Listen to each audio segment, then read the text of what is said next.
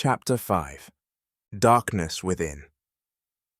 Many months passed without even a glimpse of Yasu. Since that day, one of the greatest pleasures Makoto had ever experienced brought great suffering. Following Daimyo Nobunaga's orders, he had executed more people than he could count, most for crimes that, before Daimyo's decree, he would have let go free. With each execution, Makoto sensed a darkness growing deep within his soul. Today he decided to slowly walk roads on the outskirts of town in the hopes of encountering the fewest people possible. This had become his way around Daimyo's orders. The fewer people he was around, the less crime there was to witness. A long day of walking empty roads helped push back the darkness within and bring enjoyment back to his life. From the moment he woke this morning, he knew it was going to be a special day, one filled with fishing and a little sake with his old friend Yua. Makoto enjoyed each step of his walk, watching little animals playing in fallen leaves and gathering nuts for the winter. Today nobody dies, he thought as a cool breeze came in from a nearby valley. Occasionally, people traveled on the road. Regardless of group size, they would all stand off on the roadside with their heads down, perfectly still. Makoto knew this was from fear of committing anything perceived as a crime. Even though this caused the darkness within to rise, Makoto only looked forward as he walked. To the people, his appearance had become known as the bringer of death. Today, though, he wasn't going to allow anything to disrupt his plans, and soon there would be sake to drink and fish to catch. Pleased with not having seen another person for a while, Makoto's mind began drifting back to the day he and Yasu made love on the path to her palace. Lost in the memory, he began to feel something that had only risen on the battlefield during a dispute with another daimyo over land. Still, he suppressed the feelings, concentrating only on thoughts of Yasu. Then two riders on horseback rushed past him. Instinctively, Makoto's hand went for his sword, readying it for battle at any moment. As his hand made contact, Makoto blinked and was no longer on the road. Instead, he was standing inside a workshop that looked oddly familiar to him. "What is this?" Makoto asked in shock. Makoto looked to a woman trembling in a corner of the room with a small boy hiding behind her. This time he directed his question to her. "What is this? Where am I?" Makoto asked. The woman and child seemed to ignore him and continued to stare at the entranceway. Demanding answers, Makoto took a few steps across the room and reached out to get the woman's attention, only to have his hand pass through her as if she were not there. Startled by the experience, he stepped back, staring at his hand. Before he could give it further thought, a man entered the room. "Hey, who are you?" Makoto asked. The man did not respond. Instead, he retrieved a sword from a stand, a sword that Makoto instantly recognized. How can this be? Makoto thought, reaching down to his sword to ensure it was still there. Unable to do anything more, Makoto watched this unknown man wielding his sword against one intruder, removing his head almost the moment he entered through the entrance. The next wasn't so easy. Many times this unknown man, brandishing Makoto's sword, nearly met his end. The fight went on for several minutes until the woman, who Makoto assumed was the man's wife, lunged at the intruder, receiving his blade through her heart. "No!" the man with Makoto's sword screamed, charging back at the man. For his rush, he received a blow across his chest. The man stumbled back against the wall, looking down just as his opponent's sword ran through his chest.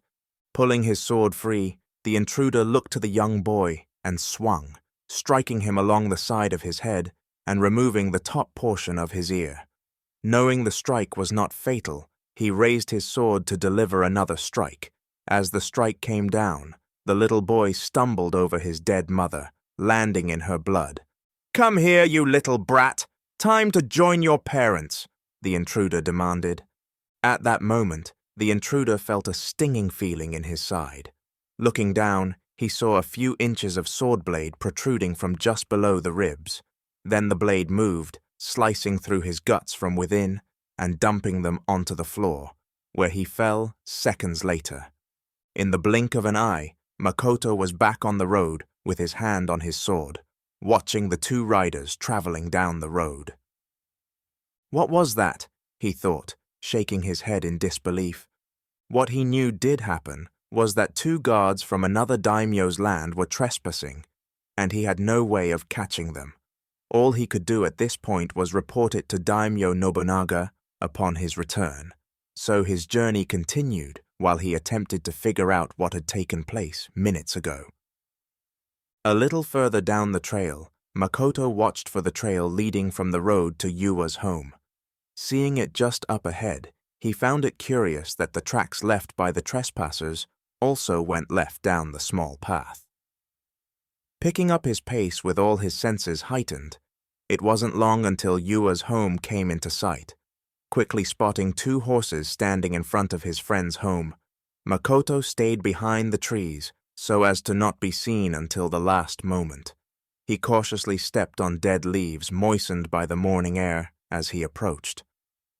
"Where is it?" shouted a voice that Makoto did not recognize. "We told you this was the last time we were going to make this visit. Now, where is the sword you were to make for Daimyo Hideyoshi?" a different voice shouted. "They're here for a sword? Yua isn't a swordsmith. What's going on?" Makoto speculated. Stepping from just inside the woods, Makoto stood silently until one of the men realized he was there. "Who are you?" a startled guard asked, realizing he was a samurai. "Move along, samurai. This is of no concern to you," the other guard said, looking back over his shoulder while keeping a good grasp on Yua's clothing. "You are encroaching on land belonging to Daimyo Nobunaga, so this is my concern. It also appears you are attempting to accrue weapons, which is also a crime. Here, crime is punished with death," Makoto stated, drawing his sword. Releasing Yua, the guard also drew his sword. "For now, foolish samurai!" He charging Makoto with his sword held high, bringing it down to deliver a death blow as he neared. Missing his target and stopping just feet past Makoto, the guard turned and raised his sword high for another attack. The guard began feeling very weak, and a wetness consumed his right side. Upon inspection, he found a single cut bleeding like a waterfall just under his arm. "How did you—" The guard fell dead before he could finish his sentence. With one guard down, Makoto turned his attention to the other. Without hesitation, he closed in for a swift kill, but was surprised when his slash was deflected. Undeterred, he slashed again and again to no avail. After deflecting a few attacks, he saw his opening and thrusted his sword deep into the man's body, causing him to drop to the ground. "Yua, are you okay?" he asked, concerned for his old friend. "Yes, I will be good. Thank you," Yua said, while picking up his hat. Placing it back on his head, he looked to Makoto, who stood gawking at him. "Where did you get that? What happened to your ear?" Makoto asked, bewildered. Reaching up to his ear, Yua began to tell the story, one that Makoto knew the ending of all too well. "Your father made my sword, and killed the guards of the same daimyo as I did now. You are Sengo's son." "Yes to all, my friend. I delivered the last sword my father crafted to you, as you were being born, though it did not have the cherry blossom on it then." "Did you have it engraved?" Yua asked, admiring his father's last sword. Looking at his sword, Makoto ran his finger over the cherry blossom, while telling his friend the story of how it came to be. Once he finished, he could see tears forming in his friend's eyes. Makoto thought it best to leave, allowing Yua time to recover from this morning's events. Putting his sword away, then turning to the now riderless horses, Makoto jumped atop one while holding the reins of both. "Wish I could leave you one of these, but they now belong to Daimyo Nobunaga. I'll be back in a few days. Have your sake ready, my friend," Makoto said as he rode off, leaving the two dead guards lying in front of Yua's home. He couldn't leave the horses, but he allowed his friend whatever he wanted from the dead as disposal payment. Makoto rode fast and hard to inform Daimyo Nobunaga of the encroachment of another daimyo. Thoughts of all the information he had received in the last hour raced in circles through his mind, as if they were caught in a small tornado. One by one, he struggled to sort them out, but some things had no place to be filed away. Those events were such that he had to either accept it and move on or declare himself insane. Believing himself to be of strong mind, he rode on for the palace. Nearing the palace, excited memories of Yasu once more. Since her attempted kidnapping in the marketplace, she was no longer allowed on any excursions outside the palace. This meant he had no opportunity to see her until now. With thoughts of today's events and Yasu's kidnapping attempt together, Makoto wondered if the two could be connected. Makoto slowed down the horse as he neared the two guards blocking his way, armed with only spears. Above the two men at the gate hid multiple archers with long bows, each of which spent hours a day training and were very deadly at great range. As one of Nobunaga's samurai, though, this wasn't something Makoto had great concern of. Halting his horses, Makoto announced, "I request a meeting with Daimyo Nobunaga." Without moving or saying a word, the guards stood seemingly unaware they had been addressed. They weren't the ones requests were made to. Instead, the request had been directed to a guard just on the other side of a small square rice panel to their left. Minutes passed as Makoto's request was rushed to the daimyo, and his response returned to the gatekeepers. With the opening of the gates and its keepers standing aside, Makoto knew his request had been approved. Dismounting his horse, Makoto held their reins and guided them inside to present as spoils for the daimyo. Just inside, another guard approached. "Ryu," Makoto acknowledged his presence. "What issue do you have to bring our most powerful daimyo?" Ryu inquired. Even as children, Makoto understood Ryu would gain stature with shit on his nose. "I have eliminated 2 intruders from Daimyo Hideyoshi's lands. These are their horses, which now belong to Daimyo Nobunaga." Ryu studied the horses. Without another word, he slightly raised his hand, signaling Makoto to follow him. Handing the reins over to a small boy, Makoto followed close behind. Atop a few rows of steps, Makoto removed his shoes and placed them inside a woven basket before entering the building. After passing through many rooms that were for more security measures than anything, he entered his daimyo's throne room. Just as before, guards lined the walls. Yasu stood near her father, seemingly more beautiful than ever.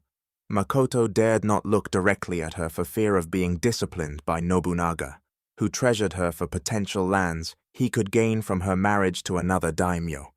Stopping at the same spot he almost lost his hand during his last visit, Makoto went down on one knee while he waited for Ryu to relay his message. "So, Makoto, you honor me with the horses of my enemies. Very good. That slug Hideyoshi has always desired my lands and my beautiful daughter," Nobunaga said, reaching for his daughter's hand as he praised her. "Yes, daimyo. I only wish there would have been more of them, so I could bring you their horses as well," Makoto stated. "Stand, Makoto, and look to me," Nobunaga said. "Yes, my daimyo." Makoto stood and looked directly at Nobunaga, using all his willpower not to allow his eyes to veer in Yasu's direction. Fortunately, she stood close enough to her father that he could still see her full beauty. "Makoto, for what purpose were these men on my land?" "Daimyo, they were here seeking a swordsmith. I also find this to be quite possibly linked to your daughter's attempted kidnapping," Makoto added his earlier thoughts. "You don't think I could make such a connection, Makoto? You think me foolish?" Nobunaga shouted as he stood. Makoto dropped his head. No, my daimyo. I simply was stating I understood the connection you undoubtedly had already made yourself. Yes, no longer presume to know what I may be thinking. Now, take your leave, Nobunaga ordered. Wait, Yasu ordered Makoto, before leaning over to speak silently with her father. Father, Makoto has proved his devotion to you and paid tribute. He should be rewarded, Yasu whispered. I am not parting with any of my wealth. He serves me. I don't have to reward him, Nobunaga informed his daughter. Then, father, allow me to reward him with a kiss upon his cheek. With a flick of his wrist in Makoto's direction showing his approval, Yasu walked over, placed her hands on Makoto's shoulders, and leaned forward to apply her lips to his cheek. Instead of a kiss, she passed him a message. I'm pregnant. Makoto's heart stopped beating. As he wondered if it would start back up again, it did much faster than ever before in his life. This wasn't news he had ever expected to receive, especially somewhere his feelings could result in his head being removed. Makoto stood like a boulder on flat ground as Yasu returned to her father's side. Makoto, report back with any further intrusions upon my land. You are dismissed, Daimyo Nobunaga said. Makoto bowed and exited the palace before emotions of what he had just learned overwhelmed his mind. He had been trained to kill a man 100 different ways, but that didn't do anything to protect him from himself.